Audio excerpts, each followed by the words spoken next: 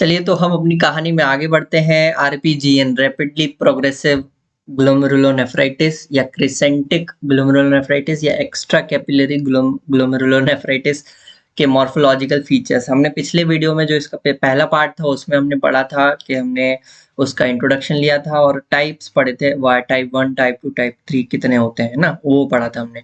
ईटोपैथोजेनेसिस उसके बारे में पढ़ा था, क्या उसमें क्रिसेंट कैसे बनता है। अब हमें पढ़ना है मॉर्फोलॉजिकल फीचर्स।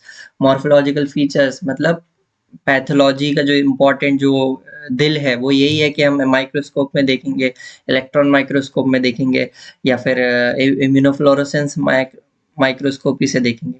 तो वो जो चेंजेस हमें मिलेंगे तीनों जगह पर वो आज हम पढ़ने वाले हैं। ठीक है, ग्रॉसली देखेंगे तो क्या देखेगा, तो किडनीज जो है वो बड़ी हुई इनलार्ज मिलेंगी, पेल विद स्मूथ आउटर सरफेस है ना, लार्ज व्हाइट किडनी हमें मिलेगी। कट सरफेस अगर आप देखोगे तो पेल कॉर्टेक्स और कंजेस्टेड मेडुला आप मिलेगा ना। कॉर्टेक्स पेल रहेगा, मेडुला कंजेस्टेड रहेगा। ठीक है, आगे बढ़े। लाइट माइक्रोस्कोपिक फाइंडिंग्स पर लाइट माइक्रोस्कोप में हम कैसे देखेंगे, तो ऑल फॉर्म्स जो मैंने पिछली वीडियो में जो डायग्राम से समझा, 3-4 डायग्राम बने थे वो लाइट माइक्रोस्कोपी के। तो all forms of RPG show pathognomic crescents तो दिखना ही है ना। आप ऐसे ही लिखना, क्रिसेंट देखेंगे inside the Bowman's capsule, pale staining polygonal cells दिखेंगे जो कि इलोंगेटेड हो सकते हैं, है ना। क्रिसेंट के अंदर जो स्पिंडल शेप्ड जो सेल्स मिलेंगे, अगर मैं डायग्राम बनाऊं,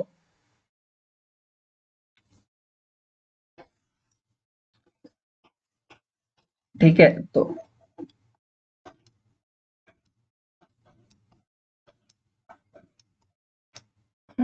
ये इस तरह का पूरा एक क्रिसेंट बन रहा है। ठीक है, और क्रिसेंट में किस तरह के सेल्स हैं, pale staining polygonal cells with commonly elongated, लंबे हो जाते हैं। ठीक है, eventually crescent obliterate the Bowman's capsule and compress the glomerular tuft. धीरे धीरे क्या होगा, ये इधर आएगा, आगे आता जाएगा, आगे आता जाएगा, ऐसे करते करते करते करते इसको बिल्कुल कंप्रेस कर देगा और पूरा उसको ऑब्लिटरेट कर देगा। ठीक है, ऑब्लिटेट द वोमेन्स कैप्सूल, तो ये बात कही गई है।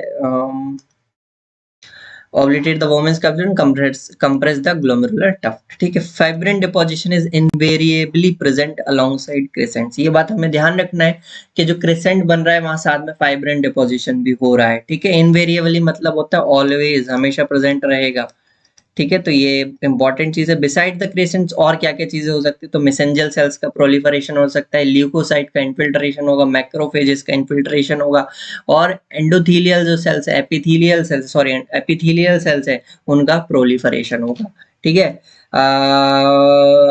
ग्लोमेरुलर में show increase cellularity, proliferation of endothelial cells and mesangial cells and leukocyte infiltration, endothelial cells का प्रोलिफरेशन भी होगा। ठीक है, मैसेंजर सेल्स जो पहले से प्रेजेंट होते हैं और ल्यूकोसाइट का इन्फिल्ट्रेशन होगा, ल्यूकोसाइट में मैक्रोफेजेस आ जाएंगे ना, और ये सब न्यूट्रोफिल्स आ जाएंगे। फिर फाइब्रिन थ्रोम्बाई जो है are frequently present in the glomerular tuft में, फाइब्रिन डिपोजिशन हो रहा है तो जो ग्लोमेरुलर टफ्ट होता है उसके अंदर फाइब्रिन थ्रोम्बाई भी हमें मिल जाएंगे। ठीक, ट्यूब्यूल्स की बात करें तो ट्यूब्यूल्स में है ना हाइलिन डिपॉजिट्स हमें मिलेगा, और कभी कभी रायड सेल्स या फाइब्रिन और कास्ट हमें मिल जाएगा, है ना। इंटरस्टिशियम की बात करें तो एडिमेटस रहेगा, फाइब्रोसिस हमें इसमें मिलेगा, अर्ली फाइब्रोसिस मिलेगा। दो तीन चीजें वर्ड्स याद करने, इंटरस्टिशियम एडिमेटस रहेगा, अर्ली फाइब्रोसिस मिलेगा। इन्फ्लेमेटरी इंटरस्टिशियम में भी इन्फ्लेमेटरी सेल्स रहेंगे, लिम्फोसाइट्स हो गया, प्लाज्मा सेल्स हो गए, है ना, commonly distributed in the interstitial tissue. Vessels की बात करें तो वैसे तो कोई चेंज नहीं मिलेगा, लेकिन अगर हाइपरटेंसिव पेशेंट है तो हाइपरटेंसिव सीवियर हाइपरटेंसिव चेंजेस जो वियर एंड टियर होता है ब्लड, हाई ब्लड प्रेशर के कारण, वो हमें वेजल्स के अंदर मिलेगा। तो नो चेंज है, severe muscular changes in hypertension patients. ठीक है, डायग्राम देख ले तो मैंने क्रेसेंट का बता दिया, ये पूरा एक क्रेसेंट बन रहा है, आधा चांद बन रहा है। ठीक है, ये पूरा चांद बन गया, ये हमारा जो ग्लोमेरुलर टफ्ट है वो कंप्रेस होता जा रहा है। हाइपरसेलुलर ग्लोमेरुलर से काफी सारे सेल्स, जो क्रेसेंट पूरा सेल्स से ही बना है ना, एंडोथेलियल सेल्स जो लगे हुए हैं वही प्रोलिफरेशन हो रहा है उनका, वही बढ़ रहे हैं।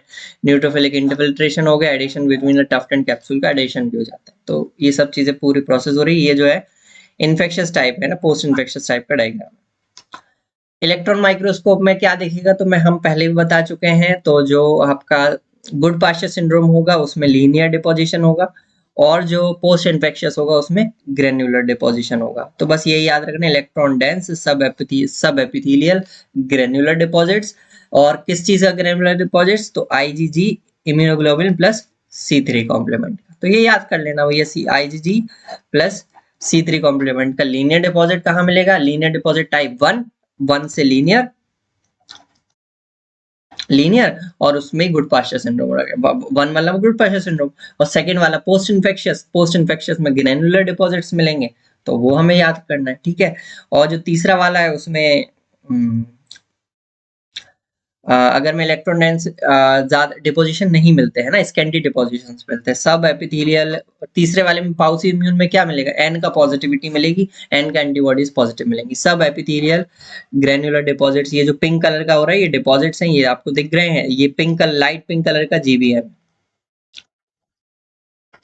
ठीक है। मेसेंजर सेल्स का हाइपरप्लेजिया हो रहा है, फोकली फ्लैटेंड पोडोसाइट्स हैं, फोकली डिसरप्टेड जीबीएम है, कहीं कहीं पर टूटी हुई जीबीएम भी है, प्रोलिफरेटिंग एंडोथेलियल सेल्स का प्रोलिफरेशन हो रहा है, फाइब्रिन का डिपोजिशन है और क्रिसेंट का फॉर्मेशन है, ठीक है। तो ये याद रखना है, जो एंडोथेलियल सेल्स भी प्रोलिफरेट हो रहे हैं, एपिथेलियल सेल्स भी प्रोलिफरेट हो रहे हैं, तो ये बात हमें याद रखना है। एपिथेलियल सेल्स कहाँ पर है?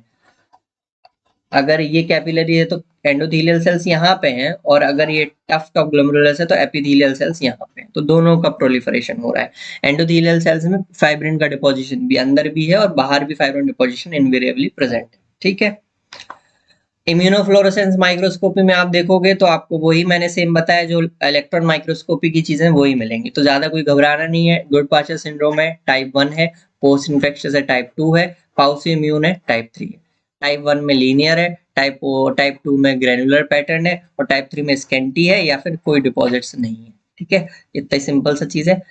क्लिनिकल फीचर्स की बात कर लें तो आरपीजीएन ना अकर्स मोस्ट फ्रीक्वेंटली एडल्ट्स में ज्यादा होता है, और यूजुअली स्लाइट मेल प्रीडोमिनेंस होता है, प्रीपोंडरेंस है, मतलब मेल्स में ज्यादा रहेगा। और प्रोग्नोसिस आरपीजीएन डिस्मल है, डिस्मल मतलब निराशाजनक होती है, इतनी ज्यादा अच्छी नहीं है। हालांकि अगर पोस्ट इन्फेक्शियस फॉर्म्स होते हैं उसमें थोड़ी सी अच्छी खासी, ये लिखा हुआ पोस्ट इन्फेक्शियस है somewhat better outcome and show recovery, इलाज हो जाता है उनका।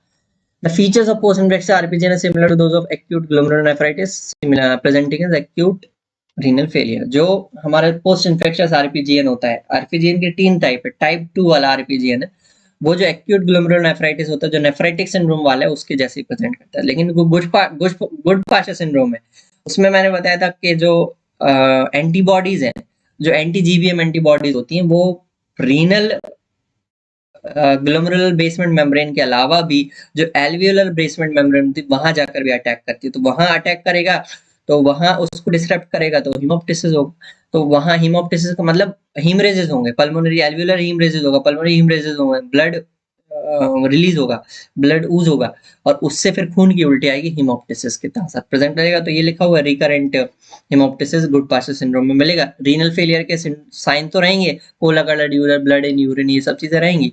Present acute renal failure and associated intrapulmonary haemorrhage producing recurrent haemoptysis, खून की उल्टी भी हो रही है। तो अगर आपके हमारे दिमाग में आ गया एडल्ट है 30 के दशक में, 20 से 30 साल की उम्र के बीच में, उसको कोला कलर्ड यूरिन हो रहा है, एक्यूट रीनल फेलियर के सिम्टम्स भी है, लेकिन और खून की उल्टी भी हो रही, हीमोप्टिसिस के साथ प्रेजेंट है, तो हम क्या बोल लेंगे ये गुड पास्चर सिंड्रोम में डायग्नोसिस, डिफरेंशियल डायग्नोसिस बन सकती है। और क्या क्या डिफरेंशियल डायग्नोसिस बन सकती है? गुड पास्चर सिंड्रोम में क्लासिकल या कैरेक्टरिस्टिक साइन है, इसके अलावा भी हमने बहुत सारे पढ़े, तो वेगनर्स ग्रेनुलोमैटोसिस है ना, SLE है, इनका भी हम डिफरेंशियल में रखेंगे। अब इनका डायग्नोसिस कैसे देखेंगे? तो इनकी स्पेसिफिक एंटीबॉडीज होती है, वो टेस्ट करवा लेंगे हम, डायग्नोसिस पे नैरो होती जाएगी कि हाँ हाँ ये हो सकता है, उस हिसाब से हमारे पकड़ में आ जाएगी चीज, तो हम दवाई स्टार्ट करेंगे, ठीक है। Prognosis of all forms of RPGN poor होती है, तो इसमें कोई वो ही नहीं है ना, दिक्कत होती है। चलिए, thank you very much. RPGN complete हुआ। आरपीजीएन पे टाइप्स भी इसके पूछे गए हैं, वेरी शॉर्ट आंसर भी आया है, शॉर्ट आंसर भी आया है, 3 नंबर का क्वेश्चन भी आया है, 5 नंबर का जो, या 5 नंबर नहीं 20 नंबर, आजकल जो 20 नंबर हो गया शायद वो है ना लॉन्ग क्वेश्चन, वो अभी तक नहीं आया, तो हो सकता है आ जाए।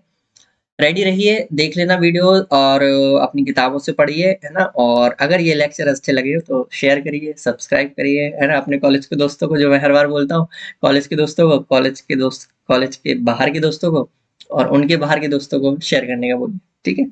Thank you very much.